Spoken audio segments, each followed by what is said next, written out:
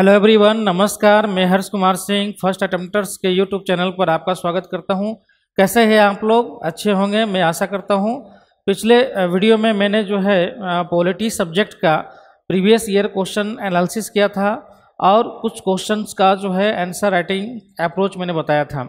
आज हम लोग जो है हिस्ट्री सब्जेक्ट लेकर आए हैं। हिस्ट्री सब्जेक्ट का आज हम लोग प्रीवियस ईयर क्वेश्चंस का एनालिसिस करेंगे और जो है आंसर राइटिंग अप्रोच देखेंगे कि कैसे जो है हिस्ट्री में जो है आंसर राइटिंग लिखा जा सकता है। सबसे पहले हम लोग जो है हिस्ट्री का जो बीपीएससी का 5 ईयर प्रीवियस ईयर जो क्वेश्चंस है उसका जो है एनालिसिस करेंगे और देखेंगे कि जो है किस तरीके का क्वेश्चन जो है पूछा जाता है, किन टॉपिक से जो है क्वेश्चन पूछा जाता है, हिस्ट्री के किन पार्ट पे ज़्यादा फोकस किया गया है। और आप देखेंगे कि जो है 5 ईयर में जो भी क्वेश्चंस जो बीपीएससी में पूछे गए हैं उनमें बहुत सारे क्वेश्चंस जो है रिपीट हुए हैं। अभी आपको हम बताएंगे कि जो है बहुत सारे क्वेश्चंस रिपीट किए गए हैं। उस टॉपिक थोड़ा लैंग्वेज चेंज हुआ है लेकिन जो है क्वेश्चन जैसे कि तैसा ही है। तो अगर 5 ईयर प्रीवियस ईयर का भी प्रैक्टिस कर लेंगे तो 2-4 क्वेश्चन आपका ऐसे ही पकड़ा जाएगा। तो आपके लिए बहुत अच्छा है कि 5 ईयर जो है क्वेश्चन को एनालिसिस कर ले और उसको प्रैक्टिस कर ले, और जिससे जो है आपको जो होने वाले एग्ज़ाम है उसमें जो है फ़ायदा मिल जाए। तो हम लोग जो है प्रीवियस ईयर क्वेश्चन एनालिसिस कर लेते हैं, फिर उसके बाद जो है क्वेश्चन का जो है हम लोग अप्रोच आपको बताएंगे कि कैसे जो है आंसर लिखना है, इसमें किस तरीके का आंसर जो है लिखा जा सकता है जिससे जो है अधिक से अधिक जो है मार्क्स आ सके। क्लियर? तो हम लोग प्रीवियस ईयर क्वेश्चन का जो है एनालिसिस करते हैं हिस्ट्री सब्जेक्ट का। देखिए हिस्ट्री सब्जेक्ट में देखें तो पहला हमने टॉपिक डिसाइड किया है जिससे क्वेश्चन, देखिए हिस्ट्री में जो है एक तो जो आर्ट एंड कल्चर से जो है क्वेश्चन बार बार पूछा जाता है, और दूसरा जो इसका जो सबसे बेहतर एरिया है जो है मॉडर्न इंडिया, मॉडर्न हिस्ट्री है ना। मॉडर्न हिस्ट्री में भी जो स्पेशली जो स्वतंत्रता संघर्ष चली है उससे जो है ज़्यादा क्वेश्चन जो है बीपीएससी में पूछा जा रहा है। ठीक है, पहला हम लोग टॉपिक डिसाइड किए हैं ब्रिटिश शिक्षा नीति, मतलब ब्रिटिश एजुकेशन पॉलिसी, मतलब जो ब्रिटिश एजुकेशन पॉलिसी था उससे जो है क्वेश्चंस पूछे गए हैं। जैसे 65th बीपीएससी में देखेंगे तो 65th बीपीएससी में जो है क्वेश्चन पूछा गया है, describe the sphere of western education in Bihar between 1858 to 1940, मतलब 1858 से 1914 के दौरान बिहार में पाश्चात्य शिक्षा के संप्रसार का वर्णन कीजिए। मतलब जो है बिहार में जो है 1858 से लेकर 1914 के बीच में जो है जो वेस्टर्न एजुकेशन है ना, जो वेस्टर्न एजुकेशन है उसका विस्तार के बारे में जो है आपसे पूछ रहा है। ठीक है, जो उसका फैला हुआ, तो जो सिंपल सा है कि इस क्वेश्चन में जो है डिमांड क्या कर रहा है, इस क्वेश्चन में डिमांड है कि जो ब्रिटिश जो शिक्षा नीति थी, क्योंकि उन्होंने बिहार के लिए स्पेशल तो नहीं बनाया था लेकिन जो है उन्होंने पूरे भारत के लिए जो बनाया था उसमें बिहार भी शामिल था। इसके अलावा जो है बहुत सारे जो है स्वदेशी आंदोलन भी चले जिसमें जो है देसी शिक्षा का भी विकास हुआ था। ठीक है, देसी शिक्षा में भी कुछ पार्ट ऐसा था जिसमें जो है वेस्टर्न एजुकेशन को भी रखा गया था। तो आपको उन्हीं चीज़ों को जो है इसमें आपको बताना है। क्लियर? दूसरा देखिए हम लोग क्वेश्चन 67th बीपीएससी में पूछा गया है ब्रिटिश एजुकेशन पॉलिसी से, trace the course of expansion of western and technical education in Bihar between 1857 to 1947, मतलब 1857 से 1947 के मध्य बिहार में पाश्चात्य एवं तकनीकी शिक्षा के विस्तार के क्रम को अनुरेखित कीजिए। देखिए दोनों क्वेश्चन देखिए 65 में पूछा है, 67 में पूछा है, दोनों किस तरह का क्वेश्चन पूछा है, वेस्टर्न एजुकेशन पे ही पूछा है, वेस्टर्न एजुकेशन। ठीक है, वेस्टर्न एजुकेशन पे यहाँ पे क्या किया, यहाँ पे जो है इसने तकनीकी शिक्षा को भी जोड़ दिया।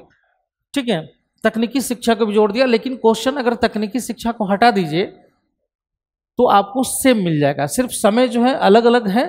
ठीक है, यहाँ पे 1858 से 1914 तक पूछा, यहाँ से 1857 से 1947 तक पूछ लिया है। क्लियर? मतलब आपको यहाँ पे 1914 तक ही पूछा गया लेकिन यहाँ पे 1947 तक पूछ लिया गया है। क्लियर? तो बस ये देखिए यहाँ पे जो है थोड़ा एक्सटेंड कर दिया है समय को, और यहाँ पे तकनीकी जो है एजुकेशन को जो है जोड़ दिया है। बाकी जो है बाकी बिहार में ही है, यहाँ भी बिहार में ही है। तो दोनों क्वेश्चन देखो थोड़ा सा इसमें जो है ऐड करके जो है उसी टाइप का क्वेश्चन को पूछ लिया गया है।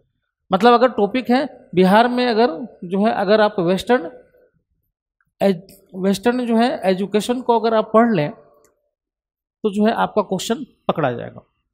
ठीक है, वेस्टर्न एजुकेशन अगर हम देखें तो 1858 से अगर 1947 तक जो है अगर आप पढ़ लेते हैं वेस्टर्न एजुकेशन और जो है टेक्निकल एजुकेशन, ठीक है, और थोड़ा बिहार के संदर्भ में भी पढ़ लेते हैं, तो आपका क्वेश्चन किसी भी तरीके का अगर नेक्स्ट क्वेश्चन अगर पूछ दें कि जो है 1858 से जो है 1924 तक बताइए, ठीक है, वेस्टर्न एजुकेशन के बारे में बिहार के संदर्भ में, तो आप लिख सकते हैं। तो आप सिंपल सा है कि 1858 से 1947 तक जो है वेस्टर्न एजुकेशन के लिए क्या क्या पॉलिसी बना उनको हम पढ़ लेंगे। तो अगर क्वेश्चन अगर इन फ्यूचर पूछता है तो आप उसको भी कर सकते हैं। क्लियर। नेक्स्ट देखिए 68 में पूछा है, देखिए लगातार पूछ रहा है, 66 सिर्फ गैप रहा। Discuss the growth of colonial technical education in Bihar under various scheme of British rule, critically analysis its impact. मतलब ब्रिटिश शासन के विभिन्न योजनाओं के अंतर्गत बिहार में औपनिवेशिक तकनीकी शिक्षा, देखिए फिर से जो है औपनिवेशिक तकनीकी शिक्षा के बारे में बात किया है कि विकास की चर्चा कीजिए, इनके प्रभाव का आलोचनात्मक विश्लेषण कीजिए। ठीक है, मतलब फिर से यहाँ पे जो है बिहार के संदर्भ में ही क्वेश्चन पूछा है। यहाँ पे जो है औपनिवेशिक जो है तकनीकी शिक्षा के बारे में पूछा। देखिए इसके पहले जो है तकनीकी शिक्षा पूछ चुका है, फिर उसी को जो है रिपीट किया है तकनीकी औपनिवेशिक। तो सिंपल सा बात है, यहाँ भी अगर तकनीकी शिक्षा आया तो औपनिवेशिक तकनीकी शिक्षा ही था, क्योंकि ब्रिटिश ही तो जो है तकनीकी शिक्षा को लेके आ रहे थे या वेस्टर्न एजुकेशन को लेके आ रहे थे, क्योंकि पॉलिसी वही बना रहे थे। तो यहाँ पर भी जो है वही चीज़ है। ठीक है, सिर्फ यहाँ पे औपनिवेशिक जोड़ के कंफ्यूज करने के लिए कर दिया गया है, लेकिन है तकनीकी शिक्षा ही। क्लियर। तो तकनीकी शिक्षा पूछ लिया कि विभिन्न योजनाओं, मतलब जो भी पॉलिसीज बनाया गया है जिसके अंतर्गत जो है तकनीकी शिक्षा को रखा गया है या उसका जो है प्रसार की बात किया गया है, तो उसके बारे में आपको बताना है और इसके प्रभाव का जो है आलोचनात्मक जो है विश्लेषण करना है। मतलब इससे क्या इम्पैक्ट पड़ा, तो इम्पैक्ट क्या पड़ा, पॉजिटिव पड़ेगा और नेगेटिव भी पड़ेगा, तो दोनों इम्पैक्ट को बता देना है। क्लियर। तो देखिए अगर यहाँ पे हम बोले हैं कि अगर 1858 से 1947 के बीच में वेस्टर्न एजुकेशन और जो है टेक्निकल एजुकेशन को पढ़ लें, तो आपका क्वेश्चन जो है अगर फिर नेक्स्ट क्वेश्चन अगर कुछ पूछता है इन फ्यूचर तो आप उसको लिख सकते हैं आराम से। क्लियर। तो कम समय में आप अच्छा इफेक्टिव जो है तैयारी कर सकते हैं। नेक्स्ट देखिए, अब नेशनल मूवमेंट से क्वेश्चन है। नेशनल मूवमेंट आपको पता है कि नेशनल मूवमेंट का जो है ऐसे समय जो है हम लोग राष्ट्रीय आंदोलन का 1885 से कांग्रेस के स्थापना से ही जो हम लोग उसको देखते हैं, इस्टेब्लिशमेंट ऑफ कांग्रेस, वहीं से हम लोग नेशनल मूवमेंट लेते हैं। 1885 से जो है 1947 के बीच के पार्ट को जो है नेशनल मूवमेंट के रूप में ले लिया जाता है। ठीक है, इसको कई जो है स्टेज में बांटा जाता है। ठीक है, कई स्टेज में बांटा जाता है। जैसे हम लोग देखें 1885 से जो है 1905, ठीक है, इसको हम लोग बोलते हैं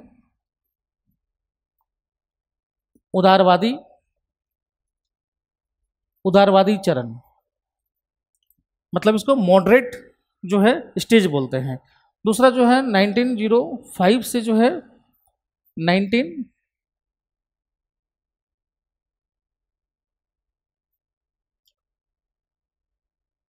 19 जो है 16 तक जो है हम इसको लेते हैं। इसको हम लोग बोलते हैं जो है उग्रवादी चरण, मतलब एक्सट्रीमिस्ट जो है स्टेज। और उसके बाद जो है 1916 से जो है 1947 तक जो लेते हैं, इसको बोलते हैं गांधीवादी चरण।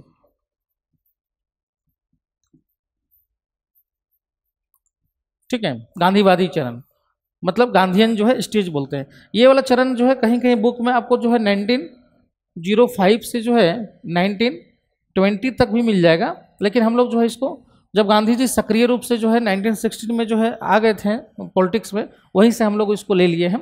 ठीक है। तो ये चरण है, ये पूरा का पूरा जो है राष्ट्रीय आंदोलन के चरण में है। इसके दौरान जो भी घटनाएं हुई है उसी के आधार पर जो है क्वेश्चन जो भी पूछे गए हम उन सबको एक साथ रख लिया गया है। अब जैसे देखिए यहाँ पे क्या है, क्वेश्चन है राइट 65 पीपीएससी में है, right in notes on Swami Sahajanand and the किसान सभा मूवमेंट। मतलब जो है स्वामी सहजानंद और किसान सभा आंदोलन पर एक टिप्पणी लिखिए। ठीक है, तो स्वामी सहजानंद के द्वारा जो है किसान सभा का गठन किया गया था और किस तरीके से जो है उन्होंने किसान आंदोलन चलाया था उसके बारे में आपको जो है क्या लिखना है, टिप्पणी लिखना है, नोट्स लिखना है। क्लियर। नेक्स्ट लिखें 66 में है Champaran Satyagraha was a watershed in the freedom struggle. मतलब चंपारण सत्याग्रह स्वाधीनता संघर्ष का एक निर्णायक मोड़ था। मतलब जो है ये आपका जो है गांधीयन चरण के बारे में बात कर रहा है। मतलब गांधीवादी चरण, मतलब गांधी जी का जो है, गांधी जी का जो है पहला जो है भारत में पहला जो है जो संघर्ष हुआ था वो चंपारण सत्याग्रह से ही हुआ था। चंपारण सत्याग्रह जो है फर्स्ट आंदोलन उनका था। तो यहाँ से बोला गया कि जो है स्वाधीनता संघर्ष का एक निर्णायक मोड़ था, क्योंकि यहाँ से जो है भारत का जो स्वतंत्रता संघर्ष का जो विचार था या योजना था वो सारा चेंज हो गया। क्योंकि गांधी जी के आने के बाद जो है उन्होंने क्या किया कि एक नया विजन दिया था, एक नया तरीका दिया था, जो सत्याग्रह के रूप में था, जो अहिंसा के रूप में था। तो उन सारी चीज़ों को जो है जो उस समय का जो संघर्ष चल रहा था उसमें शामिल हो गई थी। ठीक है, तो इसीलिए जो है कि निर्णायक मोड़ के रूप में इसको बताया गया है। क्लियर। फिर 67 बीपीएससी में पूछा चंपारण सत्याग्रह पर संक्षिप्त टिप्पणी लिखे। देखिए चंपारण सत्याग्रह फिर रिपीट कर रहा है, यहाँ पे जो है एक निर्णायक मोड़ के रूप में पूछा और फिर चंपारण सत्याग्रह पर एक संक्षिप्त टिप्पणी लिखी है। तो सिंपल सा बात, संक्षिप्त टिप्पणी क्या होगा, एक निर्णायक मोड़ था चंपारण सत्याग्रह। चंपारण सत्याग्रह जो है किस आधार पर जो है शुरू हुआ था, गांधी जी की भूमिका क्या था, इसका प्रभाव क्या पड़ा स्वतंत्रता संघर्ष में। तो देखिए क्वेश्चन रिपीट कर दिया है चंपारण सत्याग्रह से, है ना। 66 में पूछा, 67 में उसी क्वेश्चन को अलग फॉर्म में पूछ लिया। तो आप देख रहे हैं कि क्वेश्चन जो है किस तरह से रिपीटेशन होता है, सिर्फ लैंग्वेज सिर्फ चेंज कर दिया जाता है। क्लियर। नेक्स्ट देखें तो भारतीय राष्ट्रीय आंदोलन के उदय के कारकों की चर्चा कीजिए, इसने स्वतंत्रता संग्राम को किस प्रकार दिशा दी। ठीक है, discuss the factors for the emergence of Indian national movement, how it gave direction to the freedom struggle. ठीक है, मतलब राष्ट्रीय आंदोलन के उदय के कारकों को चर्चा कीजिए, कैसे राष्ट्रीय आंदोलन का उदय हुआ था। ठीक है, और इसने स्वतंत्रता संग्राम को किस प्रकार दिशा दी, ये इसके बारे में आपको अलग अलग स्टेज में बताना है। क्लियर। फिर देखिए 69 में जो है फिर चंपारण सत्याग्रह पर संक्षिप्त टिप्पणी लिखिए, सेम क्वेश्चन रिपीट कर दिया है। ठीक है, पहले का अगर देखिएगा तो वहीं पता है write a short notes on Champaran Satyagraha, फिर उसी क्वेश्चन को रिपीट किया हुआ है। ठीक है, चंपारण सत्याग्रह पर संक्षिप्त टिप्पणी लिखिए। तो देखिए रिपीटेशन कैसे हो रहा है, अगर ये 5 साल का अगर आप प्रीवियस ईयर को प्रैक्टिस कर लेते हैं तो आपका जो है बहुत सारा क्वेश्चन ऐसे भी रिपीटेशन आ जा रहा है तो पकड़ा सकता है।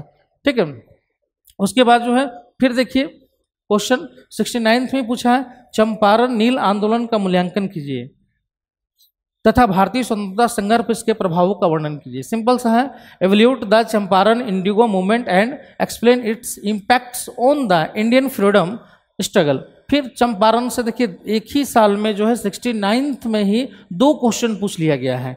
ठीक है, 2 क्वेश्चन पूछा है, एक तो शॉर्ट क्वेश्चन है, एक लॉन्ग क्वेश्चन है। अब चंपारण जो है क्या था, नील आंदोलन, क्योंकि नील के कारण जो है वो आंदोलन हो रहा था, तो इसलिए जो है आपको बताना है उसका चंपारण जो है आंदोलन क्या था, किन कारणों से हो रहा था, उसका प्रभाव क्या पड़ा। ठीक है, और जो है स्वतंत्रता संघर्ष पर जो है इसका क्या प्रभाव पड़ा ये आपको बताना है। देखिए एक ही चंपारण सत्याग्रह अगर आप बढ़िया से कर लें, उसका जो है उसका डिफिनेशन देख लें, उसका कारण देख लें, उसका इम्पैक्ट देख लें, स्वतंत्रता संघर्ष में उसका इम्पैक्ट देख लें, तो आपका एक क्वेश्चन तो यहीं से पकड़ा जा रहा है। बार बार क्वेश्चन पूछ रहा है चंपारण सत्याग्रह से। क्लियर। नेक्स्ट देखें 67 बीपीएससी में जो है national movement Congress, specially Congress हमने यहाँ पे डाल दिया है कि कांग्रेस से क्वेश्चन जो है एक क्वेश्चन पूछा गया है। ठीक है, भारतीय राष्ट्रीय कांग्रेस की स्थापना के लिए उत्तरदायी कारकों को उल्लेख कीजिए, प्रारंभिक राष्ट्रवादियों के प्रति ब्रिटिश नीतियों की चर्चा कीजिए। ठीक है, मतलब देखिए भारतीय राष्ट्रीय कांग्रेस मतलब discuss the factor responsible for the formation of the Indian national Congress, what were the British policies towards early जो है नेशनलिस्ट, मतलब जो है भारतीय राष्ट्रीय कांग्रेस की स्थापना के लिए क्या कारक जो है जिम्मेदार थे, क्या फैक्टर जिम्मेदार थे, उनके बारे में आपको बताना है कि राष्ट्रीय कांग्रेस की स्थापना क्यों हुआ था। ठीक है। और जो है प्रारंभिक राष्ट्रवादियों के प्रति ब्रिटिश नीति की चर्चा कीजिए, मतलब जो हमने चरण बताया था 1885 से लेकर जो है 1905 के बीच में जो है ये क्या चरण होता है, मॉडरेट चरण होता है, मतलब उदारवादी चरण। ठीक है। तो ये उदारवादी चरण में जो है क्या कार्य हुए थे, है ना, किस तरीके के ब्रिटिश के प्रति इनकी पॉलिसी थी, उसके बारे में जो है आपको बताना है। क्लियर। तो ये सिंपल सा है कि जो है ब्रिटिश के प्रति उनकी नीति क्या थी, सहयोगात्मक नीति थी, मतलब उनका मानना था कि सहयोग करके जो है भारतीयों के लिए कुछ प्राप्त करना। ठीक है। जिसको उग्रवादी चरण के जो लीडर थे वे आलोचना करते थे और बोलते थे कि जो है ये भीख मांगने की प्रवृत्ति है, हम भीख क्यों मांगे, क्योंकि यह देश हमारा है और यहाँ पे जो भी स्वराज है या स्वाधीनता है वो हमारा अधिकार है। ठीक है। लेकिन इनकी नीति थी कि जो है चूँकि कांग्रेस अभी जो है शैशव काल में है और इसलिए जो है अभी कांग्रेस को एक संगठन के रूप में जो है परिवर्तित करना और जो है कांग्रेस का विस्तार करना इनका मुख्य उद्देश्य था, और इसलिए वो ब्रिटिश के साथ जो है संघर्ष नहीं करना चाहते थे, इसलिए वो ब्रिटिश की तारीफ करते थे और ब्रिटिश से कुछ जो है भारतीयों के लिए जो है कुछ अधिकार जो है लेने का वो प्रयास करते थे। लेकिन ये नहीं था कि वो जो है ब्रिटिश की नीतियों की आलोचना नहीं करते थे लेकिन ब्रिटिश की तारीफ भी करते थे। क्लियर। तो ये आपको उदारवादी चरण में जो उनकी नीति थी उसके बारे में आपको बताना है। क्लियर। नेक्स्ट हम लोग देखें, नेशनल मूवमेंट हम लोग लिए हैं क्विट इंडिया मूवमेंट से। ठीक है। इसमें है write an essay on the quit India movement of 1942, was it a spontaneous movement. 1942 के जो है भारत छोड़ो आंदोलन पर निबंध लिखिए, क्या एक अनायास ही होने वाला आंदोलन था। ठीक है। अनायास मतलब क्या है, मतलब स्वतः स्फूर्त, मतलब अपने आप जो है होने वाला आंदोलन था। क्योंकि आपको पता है कि जो है अगर आप क्विट इंडिया मूवमेंट पढ़े होंगे तो मालूम है कि जो है स्टार्ट होने के पहले ही सारे नेताओं को जो है गिरफ्तार कर लिया गया था। जितने भी बड़े बड़े नेता थे, चाहे गांधी हो, जवाहरलाल नेहरू हो, राजेंद्र प्रसाद हो, जयप्रकाश नारायण हो, सारे को जो है गिरफ्तार कर लिया गया था। उसके बावजूद भी जो है ये आंदोलन जो है स्टार्ट हो गया था। आपको मालूम है कि 9 अगस्त को 8 अगस्त को इस सबको गिरफ्तार कर लिया गया था, उसके बावजूद 9 अगस्त को जो है आंदोलन स्टार्ट हुआ और पूरे भारत में आंदोलन का जो है प्रसार हुआ। क्लियर। तो इसलिए जो है चूँकि स्वतः जो है लोग इस आंदोलन में कूद पड़े, खुद लोग जो है आंदोलन करने लगे, इसलिए इसको बोला जाता है कि स्वतः स्फूर्त या अनायास जो है ये आंदोलन हुआ था। क्लियर। नेक्स्ट देखें, व्यक्तित्व आधारित प्रश्न, ये बहुत इंपॉर्टेंट है। ठीक है। बार बार क्वेश्चन जो है इससे पूछ रहा है। व्यक्तित्व आधारित पर्सनालिटी बेस्ड क्वेश्चन जो है बीपीएससी का फेवरेट जो है ये पार्ट है। खासकर जो है मॉडर्न हिस्ट्री से जो है जो भी पर्सनालिटी है उनसे रिलेटेड क्वेश्चन बार बार पूछा जाता है, तो सबसे इम्पोर्टेंट टॉपिक है। अब देखिएगा तो लगातार क्वेश्चन पूछा जा रहा है और रिपीटेशन क्वेश्चन पूछा जा रहा है। क्लियर। देखिए 65th बीपीएससी में जो है पूछा है, explain the social and economic ideas of Ram Manohar Lohia and Jayaprakash Narayan. मतलब जो है राम मनोहर लोहिया और जयप्रकाश नारायण के सामाजिक और आर्थिक चिंतन की व्याख्या करने की बात किया जा रहा है। मतलब जो है उनकी क्या जो है दोनों की जो है सोशल और जो है आर्थिक जो है जो चिंतन थी वो क्या था। ठीक है। उनका थॉट क्या था इनके विषय में, तो ये जो है क्वेश्चन पूछा। दूसरा देखें, डॉक्टर राजेंद्र प्रसाद और राष्ट्रीय आंदोलन पर संक्षिप्त टिप्पणी लिखिए। पर्सनालिटी जो है डॉक्टर राजेंद्र प्रसाद और राष्ट्रीय आंदोलन पर जो है टिप्पणी, मतलब सिंपल सा है कि राजेंद्र प्रसाद की जो है जो राष्ट्रीय आंदोलन था उसमें उनकी भूमिका को बताना है आपको। उसके अलावा जो है write a short notes on Gandhi ji views on caste and religion. देखिए इस तरीके का क्वेश्चन बार बार पूछ रहा है, कास्ट बेस्ड क्वेश्चन पूछ रहा है ना, रिलीजियस क्वेश्चन पूछ रहा है। उसके अलावा जो है आप देखें तो सोशल क्वेश्चन पूछ रहा है, इकोनॉमिकल या इकोनॉमिक जो है थॉट वाला क्वेश्चन पूछ रहा है। मतलब अगर कुछ खास पर्सनालिटी का अगर caste, religious, social, economical base अगर उनका जो चिंतन है, जो उनका थॉट है, अगर उसको आप पढ़ लेते हैं तो आपका पकड़ा जाएगा क्वेश्चन। ठीक है। तो देखिए गांधी जी के यहाँ पूछा, उसके पहले राजेंद्र प्रसाद का पूछा, राम मनोहर लोहिया का पूछा। देखिए 65th बीपीएससी में तीनों को पूछ रहा है। 3 क्वेश्चन जो है इससे है, ठीक है। जातीय धर्म पर गांधी जी के विचार पर संक्षिप्त जो है टिप्पणी लिखिए। शॉर्ट नोट्स टाइप का है, आपको उनका जो है जो जाति और धर्म पर जो उनका विचार है उसके बारे में बताना है। क्लियर। 66th बीपीएससी में देखें तो डिस्कस नेहरूज, देखिए फिर नेहरू के बारे में पूछ रहा है। Nehru's view on communalism and secularism, सांप्रदायिकता और धर्मनिरपेक्षता पर नेहरू के विचार की विवेचना कीजिए। क्योंकि नेहरू का जो है ये थॉट बहुत इंपॉर्टेंट था, ठीक है, तो इसलिए जो है सेक्युलरिज्म और जो है कम्युनलिज्म पे जो है नेहरू के विचार पूछ लिया गया है। क्योंकि नेहरू जो है इस पे जो है बहुत प्रभावी जो है अपने विचार रखते थे वो, ठीक है। तो देखिए पर्सनालिटी बेस्ड क्वेश्चन। नेक्स्ट देखिए पर्सनालिटी बेस्ड क्वेश्चन। फिर देखिए सत्याग्रह पर गांधी जी के विचार पर संक्षिप्त टिप्पणी लिखिए। मतलब सत्याग्रह पर जो है गांधी जी के विचार, मतलब पर्सनालिटी में फिर देखिए गांधी जी का जो है रिपीट कर दिया है। अब जो है उस समय जो है कास्ट और रिलीजियस पर पूछा, इस समय जो है सत्याग्रह पर पूछ लिया। सत्याग्रह पर जो है क्वेश्चन पूछ लिया। क्लियर। फिर देखिए क्वेश्चन पूछा है write a short notes on Jayaprakash Narayan and the quit India movement. फिर देखिए जयप्रकाश नारायण, उसके पहले जयप्रकाश नारायण और राम मनोहर लोहिया के बारे में पूछ चुका था। फिर क्वेश्चन पूछा है जयप्रकाश नारायण के बारे में। अब इनका भूमिका पूछ लिया है, भारत छोड़ो आंदोलन में इनकी भूमिका क्या था, उस पर जो है आप शॉर्ट नोट्स जो है लिखिए। पर्सनालिटी देखिए रिपीट कर रहा है, गांधी जी को रिपीट किया, जयप्रकाश नारायण जी को भी रिपीट किया। और इनका जो है पहले इनका सामाजिक और जो है आर्थिक जो है चिंतन पूछ लिया। अब इनका जो है भारत छोड़ो आंदोलन पर जो है इनकी भूमिका क्या थी उस पर आपको बात किया गया है। चूंकि ये भूमिगत आंदोलन कर रहे थे भारत छोड़ो आंदोलन के समय, इसलिए जो है उनके बारे में पूछ लिया।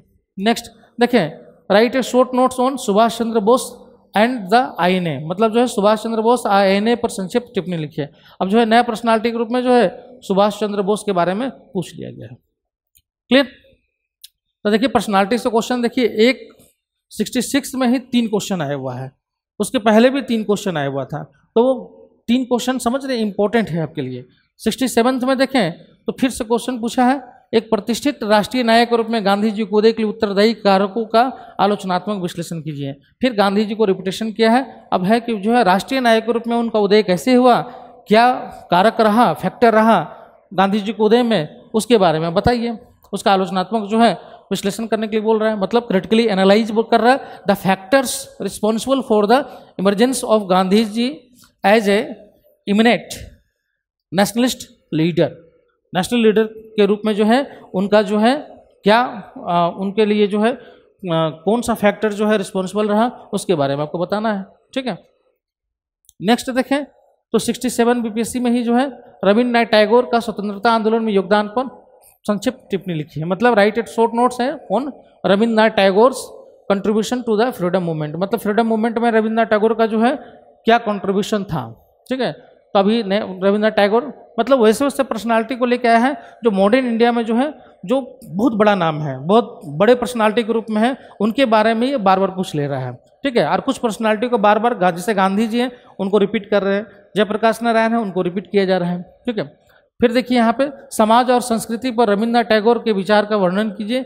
मतलब जो है describe Rabindranath Tagore's ideas of society and culture, मतलब सोसाइटी एंड कल्चर के बारे में जो है फिर से रविन्द्रनाथ टैगोर, तो 67 में पूछा, फिर 68 में भी पूछ लिया गया, ठीक है, रविन्द्रनाथ टैगोर के बारे में। तब देखिए 2-2 क्वेश्चन लगातार जो है लगातार एग्जाम में रविन्द्रनाथ टैगोर के बारे में पूछ लिया गया है। अब यहाँ पे जो है सोसाइटी एंड कल्चर के बारे में पूछा, यहाँ पे राष्ट्रीय आंदोलन में उनकी भूमिका पूछ लिया गया। क्लियर। तो देखिए पर्सनालिटी जो है बेस्ड जो है क्वेश्चन जो है बहुत पूछ रहा है, ये बहुत इंपॉर्टेंट है। पर्सनालिटी कुछ 10-20 इंपॉर्टेंट जो पर्सनालिटी है उनके बारे में जो है आप उनका जो भी उनका चिंतन है, जो भी उनका जो है थॉट है, उसको उनकी राष्ट्रीय आंदोलन में भूमिका, किसी आंदोलन में भूमिका, उनको आप अगर तैयार कर लेते हैं तो आपका आराम से क्वेश्चन 2-3 क्वेश्चन आप आराम से लिख सकते हैं, ठीक है। नेक्स्ट टॉपिक हम लोग है 1857 का विद्रोह। 65 बीपीएससी में जो है 1857 से क्वेश्चन पूछा गया है। क्वेश्चन क्या है, what were the causes of the revolt of 1857, what effect did it have on Bihar, मतलब 1857 के विद्रोह के क्या कारण थे, बिहार में उसका प्रभाव क्या था। बहुत सिंपल क्वेश्चन है, क्या कारण थे उसका उसको आपको बता देना है, ठीक है। सिंपल सा 1857 का विद्रोह क्या है, मतलब तत्कालिक जो है उनका जो कारण था 1857 के विद्रोह होने का, वो तो आप लोगों को पता होगा कि चर्बी वाला कारतूस के कारण जो है विद्रोह हुआ था। लेकिन जो है उसका सिर्फ वही कारण नहीं था, बल्कि उसका इकोनॉमिकल, सोशल, है ना, पॉलिटिकल, बहुत सारे जो है कारण थे। क्लियर? तो उन सब कारणों को आपको बताना है, और जो है बिहार में उसका क्या प्रभाव पड़ा इसके बारे में आपको बताना है। क्लियर? नेक्स्ट देखें, आर्ट एंड कल्चर। ये भी बहुत इंपॉर्टेंट जो है चैप्टर है, इंपॉर्टेंट टॉपिक है ये आर्ट एंड कल्चर का। ये भी आप जो है देखिए, पर्सनालिटी, आर्ट एंड कल्चर, ठीक है, ये दोनों बहुत इंपॉर्टेंट हैं, दोनों से क्वेश्चन बहुत पूछता है। ठीक है, अब देखिए आर्ट एंड कल्चर में जो है, आर्ट एंड कल्चर में देखिए दो तरह से है। आर्ट एंड कल्चर अधिकतर जो है प्राचीन भारत से ही पूछा गया है, प्राचीन भारत से। ठीक है, और दूसरा जो है मॉडर्न इंडिया से भी जो है क्वेश्चन पूछा गया है। तो आपको प्राचीन भारत का अगर आर्ट एंड कल्चर तैयार कर लेते हैं, कुछ खास खास फोकस कर लेते हैं, तो आपका आराम से क्वेश्चन पकड़ा जाएगा।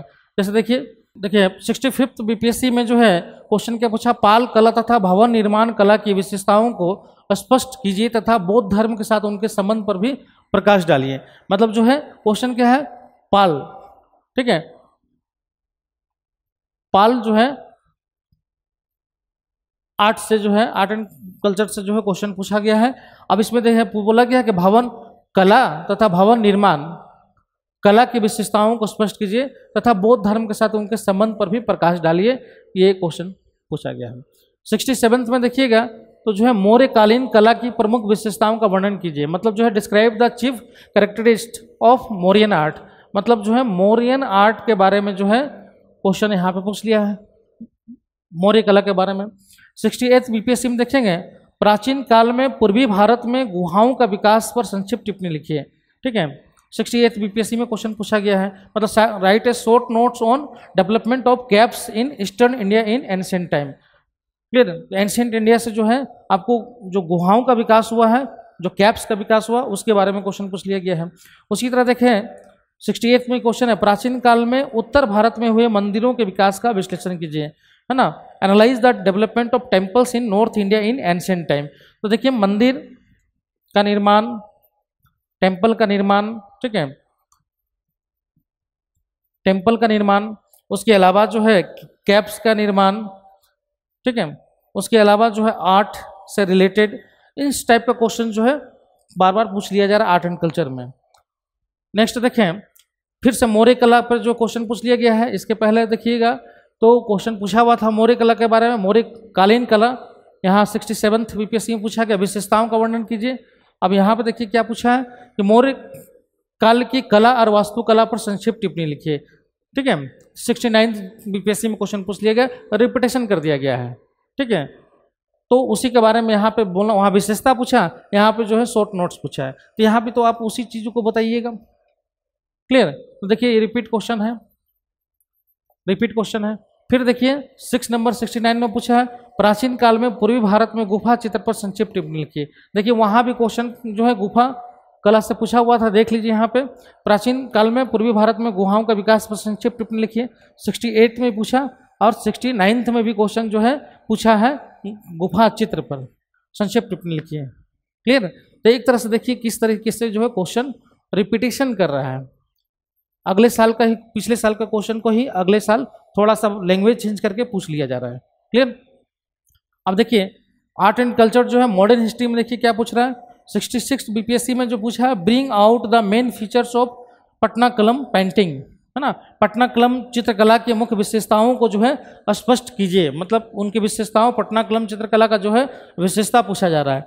अब यहीं पे देखिए 68 में, 66 में पूछा, 68 में फिर से पूछा पटनाकलम चित्रकला पर संक्षिप्त टिप्पणी लिखिए। देखिए उसी चीज़ को जो है विशेषता पूछता है, फिर उसके बाद जो है शॉर्ट नोट्स पूछ लिया जाता है, रिपीटेशन कर दिया जाता है क्वेश्चन को। 66 में पूछा, फिर एक साल गैप रहा, 67 में, 68 में यही क्वेश्चन पूछ लिया। मतलब अगर आप जो है अगर 5 ईयर का कर लेते हैं प्रैक्टिस तो बहुत अच्छा है, 10 ईयर का कर लेते तो और भी बेटर है। मतलब बहुत सारे क्वेश्चन जो है रिपीटेशन आपको मिल जाएगा। क्लियर? नेक्स्ट देखें, दलित मूवमेंट से एक क्वेश्चन पूछा है 65th बीपीएससी में, right a short notes on the Dalit movement in Bihar. ठीक है, ये नेशनल मूवमेंट का क्वेश्चन है, नेशनल मूवमेंट का ही पार्ट है ये। ठीक है, और ये दलित मूवमेंट से क्वेश्चन पूछ लिए गए, जो नेशनल मूवमेंट में जो दलित मूवमेंट चल रहा था और स्पेशली जो अम्बेडकर के नेतृत्व में, तो बिहार में जो है उसका जो है क्या प्रभाव रहा, बिहार में किस तरीके का दलित मूवमेंट था, उसके बारे में हमको बताना है। ठीक है, चलिए नेक्स्ट 68 में जो कि क्वेश्चन पूछा है ना, किसान आंदोलन से हम इसको रख लिए। इंडिगो नील विद्रोह पर संक्षिप्त टिप्पणी लिखिए। देखिए नील विद्रोह के बारे में पहले भी जो है चंपारण सत्याग्रह से संबंधित क्वेश्चन पूछ लिया गया था, वो भी नील विद्रोह ही था, और नील विद्रोह जो है बंगाल में भी हुआ था, उसके बारे में ये क्वेश्चन पूछ रहा है। ये जो है बंगाल में जो नील विद्रोह हुआ था, इंडिगो रिवोल्ट, इंडिगो जो रिवोल्ट हुआ था उससे जो है रिलेटेड क्वेश्चन पूछ लिया गया था, पिजन मूवमेंट से। क्लियर, 68 बीपीएससी में।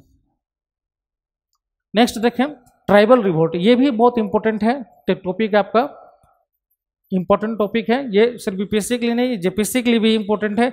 जेपीएससी से भी बहुत सारे, जेपीएससी में इन ट्राइबल मूवमेंट से क्वेश्चन तो रहता ही रहता है हिस्ट्री से। क्लियर, अब देखिए 66 में जो है बीपीएससी में जो है, write were the causes of the Santhal revolt, what were its course and outcome, मतलब संथाल विद्रोह के कारण क्या थे, उसकी गति और उसके परिणाम क्या थे। ठीक है, तो संथाल विद्रोह से क्वेश्चन जो है पूछा है, संथाल विद्रोह से, रिवोल्ट से जेपीएससी में भी बार बार क्वेश्चन पूछा जाता है, इसमें भी पूछा जा रहा है। ठीक है, अब उसका जो है कारण और जो है उसका विस्तार और परिणाम के बारे में जो है क्वेश्चन पूछ लिया गया है। फिर देखिए 69th बीपीएससी में क्वेश्चन पूछा है, संथाल विद्रोह पर संक्षिप्त टिप्पणी लिखिए, राइट ए शॉर्ट नोट्स है संथाल विद्रोह, संथाल रिवोल्ट। क्लियर, देखिए संथाल रिवोल्ट से क्वेश्चन 2 बार पूछ चुका है। ठीक है, उसके बाद जनजातीय आंदोलन में देखिए, तो बिरसा आंदोलन की विशेषताओं की समीक्षा कीजिए, examining the characteristics of the Birsa movement.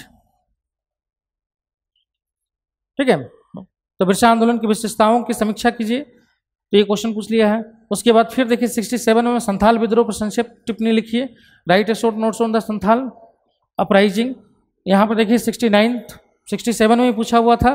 ठीक है, 69 में भी पूछा गया है और 66 में भी पूछा गया है। संथाल विद्रोह जो है बार बार पूछा जा रहा है। फिर देखिए यहाँ पे 68 बीपीएससी में जो है बिरसा मुंडा आंदोलन पर संक्षिप्त टिप्पणी लिखिए। बिरसा मुंडा से ही जो है क्वेश्चन पूछा है, यहाँ पे विशेषता पूछता है फिर टिप्पणी पूछता है, संथाल में विशेषता पूछता है फिर टिप्पणी पूछता है। इसी तरह और कोई मूवमेंट होगा उसका विशेषता पूछ लेगा, फिर उस पर जो है शॉर्ट नोट्स लिखने के लिए दे देगा। एक ही चीज़ों को घुमा फिरा के 1-2 साल में पूछ लेता है। अगर देख लीजिएगा कि अगर 69th में अगर पहले कोई क्वेश्चन नहीं पूछा है, 69th में अगर कोई पहली बार वो क्वेश्चन पूछा किसी मूवमेंट के बारे में, ट्राइबल मूवमेंट हो या जो है ट्राइबल रिवोल्ट हो, अगर क्वेश्चन पूछा है तो हो सकता है कि जो है 70 बीपीएससी में जो है उसी से शॉर्ट नोट्स पूछ लेगा, तो ध्यान रखिएगा। नेक्स्ट देखें, एक्ट रिलेटेड क्वेश्चन जो है अधिनियम से संबंधित क्वेश्चन भी पूछा गया है। Write a short notes on government of India act 1858। ठीक है, और 69th में भी क्वेश्चन पूछा है भारत परिषद अधिनियम, है ना, इंडियन काउंसिल एक्ट 1892। तो हो सकता है आगे देख लीजिएगा कि जो है इंडियन काउंसिल एक्ट जो है हो सकता है 1909 पूछ ले आपसे, अगला स्टेप यही हो सकता है क्वेश्चन का। कि देखिए 68 में पूछा, 69 में पूछा, और जो है 17 बीपीएससी में हो सकता है कि जो है इंडियन काउंसिल एक्ट जो है 1902 पूछ ले।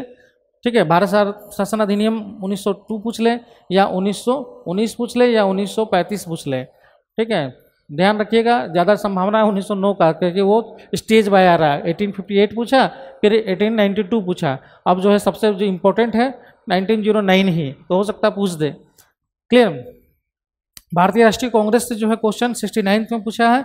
एक बार वहाँ भी हमने बताया था नेशनल मूवमेंट में क्वेश्चन पूछा हुआ है।